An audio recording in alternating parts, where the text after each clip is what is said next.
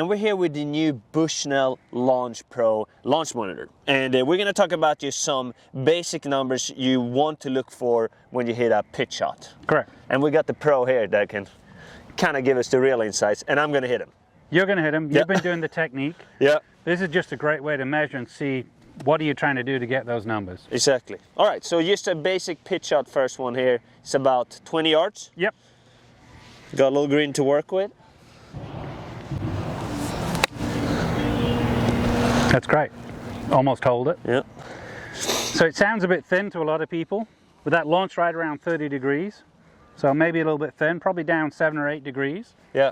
And slightly inside out. Yeah. But the thing is, you're not trying to make the ball go in the air. Yeah, and that's also where a lot of people struggle with that. Exactly. Also, this is straight into the grain. So you were the one who taught me this, kind of trying to hit that low groove shot. 100%. Yeah, we get a bit of a, it's called there's a vertical gear effect essentially. So we want it low in the face, it creates more spin and comes out very, very low. And if you try and hit it too high in the face, the club's going into the ground a bit too much, and then people try and lean it too much, and then you've got problems into the grain. Yep. So you're trying to have less lean with some down angle. Exactly. So when I'm trying to hit these, like my thought as a player is I'm trying to hit it lower on the face, release the club a lot, and both these will obviously help me to not do the dreaded that shot, yes, right? Yeah, and that's where I found a lot of people struggle. They think about bouncing the club. Yeah. And what I've told people more recently is think of it gliding. How would you make that club glide across the ground? Exactly. And so it can land a bit short of the runway, it can land a bit short, which glides through the grass. Exactly. And that's the condition we're trying to create. 100%. I completely agree with that. Sometimes when you tell someone to you bounce it, they start whacking it into the grain, try to really get the club to bounce, but it's more of a glide using the sole of the club, right? Absolutely right, yeah. Right. And we're looking for a very inefficient shot here. That's true. So we get smash factor on this. So we're looking for the ball speed and the club speed to almost be the same. Yeah. And that's what we want to try and get to. And you also talked to me about almost trying to hit it off the toe to lower smash. You can do toe or heel. And think of inefficiency. If you're trying to hit it in the center as far as you can, you'd be slightly up the blade, you'd be in the middle of the blade. Yeah. Now we're actually trying to hit the edges of the blade and low in the blade. Right, see if I can do that too. One more. That's really good. And the thing that makes it go in the air is more speed, so nothing would really change. The launch would stay the same, but if you went faster, it would go higher. Yeah. But you're not trying to change the launch condition. On a shot like this, 20 yards, what type of launch are you looking for? Obviously, depending on how much you need to stop the ball, but on a basic pitch shot. Yeah, I mean, you and I get into this quite a bit. When you were first doing this stuff, you were trying to hit the high floppers. I'm like, no, make it boring. Yeah. So I want the launch to be roughly half of what the loft is. So that's 58 to around 29, 30 launch. Some of that is lean, some of that is down angle.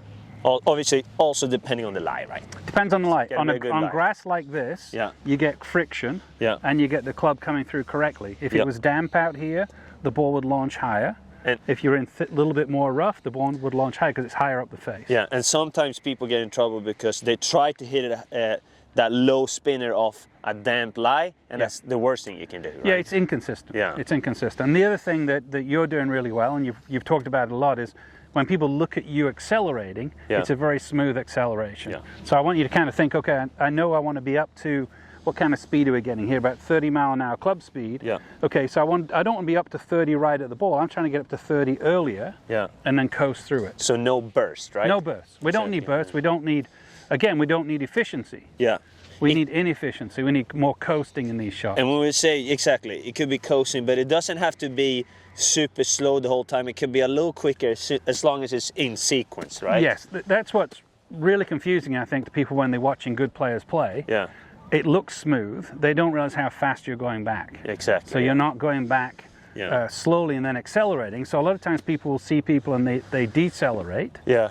And they say, oh, you decelerated, so now people go even slower going back, and then they over-accelerate. Yeah, exactly. So you're getting up to speed almost the whole way through. I mean, it's almost like, it's not quite correct, but there's a number of places in that arc you could hit that ball. Yeah. And that's how I like people to think about it. You don't just have to be at the perfect speed right at impact. That's true.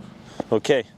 And then the path, would you say it goes just, let me hit one more. Yeah, go ahead. Because my feel is slightly out to the right here for an additional shallowing, right? Just to make sure I don't kind of stab it. Absolutely. Yeah, I like that. I was holding them here. That's great. I like that because you're standing pretty square. Yeah. Okay, too many people have been told to stand open. Yeah, correct. exactly. And then they put the ball too far back. Yeah. So I want you to stand in pretty square, then you can have an around you arc. And if you feel shallow here, you can feel like there's some down angle. Yeah. Sometimes when I practice, I literally take a close stance, ball up in a stance, and I try to hit it high with a square face. Yeah, we've worked on that a lot early on, and people looked at me like I had two heads at first. Yeah. Because they're saying they want it to be up in the, you want to be closed and you're trying to hit it high with a square face. Yeah. But that teaches people the correct release. Exactly. If you just show someone where you are there and just kind of rehearse that release. Yeah. So I'm trying to be almost there. Yeah, so beautiful. So now the back edge is lower than the front edge, isn't it? Yeah. Which is bounce. Yeah, we don't want to be there. We don't want to be there. Yeah. No. Now if you're in deep grass and all that kind of thing, but this shot you want that sound. Exactly. You want that thump, and so they'd let you do it possibly here. Yeah. But get on some really tight grass. I mean, we do it sometimes on putting greens if people are okay with it. Yeah. And try and hit a shot or make a swing without actually digging a hole. Yeah. And you have to have that type of release to do that. So it's almost like trying to hit a high hook without leaning back or leaning the handle. Yeah. That's pretty good there. Yeah, that's really good. And you see how much spin that has. It's crazy. And people think you have to spin it, like you have to hit down on it and cut across it. Years ago, before the groove change, Yeah. that's how they did it, because you had so much grab on the face, you could just drive it forwards and it would spin. That's not okay anymore. And what the USGA thought, okay, we'll change the grooves, we'll really handicap these guys, and they didn't, because they found a different way. So this is more old school. This is when I grew up and watched Seve play. Yeah. And this is more how Seve hit them. I saw a video of Ola Sabal, and he did the same thing. It's like super square face and just Correct. releasing it. I don't know if it's true or not. I heard that Gary Player in his prime, probably one of the best bunker players ever, had a 53-degree wedge. Oh, wow. So think about that. When we grew up with lob wedges now, or these kids did, so they never had to feel like they're hitting it in the air with shaft lean almost backwards. Yeah. It's a great skill. Like and I find a lot of tour players do this when they mow the greens or mow from the green backwards into the fairway at tour events. Yeah. So you've got an upslope. Into the grain. Into the grain. And so if you take a lob wedge there and you're leaning into the slope, it can dig in. Yeah. So a lot of them, what they did, they take gap wedge and then feel that release. So now they're putting loft on the club, but now the bounce is working correctly. Yeah, and that's also a lot of times where you see pros really hit that low spinner. Yeah. Sometimes it's less loft of the wedge too, It you is. know? And obviously release, not digging it, and hitting that low shot on the face that comes out lower, right? Yeah, the beauty of this camera-based launch monitors is there's no divot to confuse the launch monitor. And so when we got these, and this is obviously a new one, when we got these at first, we could see how much down angle you guys had on these shots, and it was significant. Yeah. But you have down angle with loft on. Yeah. And so the ball is hit low in the face, and it's driving from the down angle, but the loft is on it, so you get massive friction, which is what we're looking for.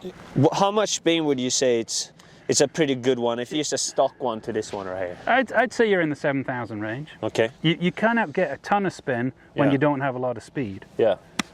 Oh, that's the first one I kind of stabbed a little bit. But you dumped it in behind it a little bit. Yeah. Okay, but it still did okay. Yeah. Because you had the bounce correctly. Almost perfect. Yeah. So what was interesting was that launch came up. Yeah. And that spin dropped down. So it's 2,500 spin. So yeah, and that's what you see like wedge players that could improve a lot. High shots without spin, right? Correct. They just kind of float up in the air. I mean, the engineers can tell you this, but if you're launching it too high, the spin always comes down. Oh. So if you're launching a lob shot, it always stops with height, not spin.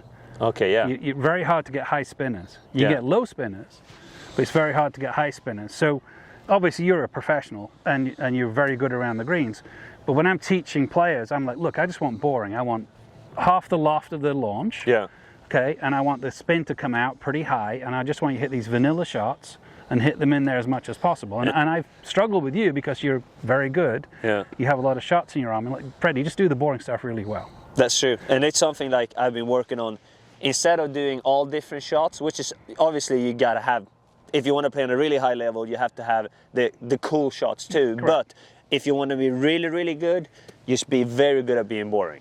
Absolutely right. Yeah. One shot, one flight. You have to be proficient in this area. Yeah. And too often when you're out here practicing, you get bored and you'll go, let's try this, let's try this. Yeah. And that's why this is so cool too, because if you practice with this, you can practice of being boring. You can practice of trying to hit the same launch every time. Correct. Yeah. So if we have if we have the same launch every time, Yeah. okay, the only variable really is speed. Yeah. So now you can practice distance control. Yeah, that's true. Yeah. So if you're hitting these shots all the time and your launch is all over the place, you've got 2 variables. Yeah. That's difficult. That's really difficult. So if you can get your launch down every time, then you just vary your speed, you're going to get better. That's awesome. I can't wait to get my hands on one of these. And Yeah, that's mine. That's going on. yeah, we'll see how about that. All right, that's it. Jon Tattersall. Follow him on social media. He's old, but he's starting to post a little bit more stuff. So Trying. yeah. Thanks, guys. Thank you.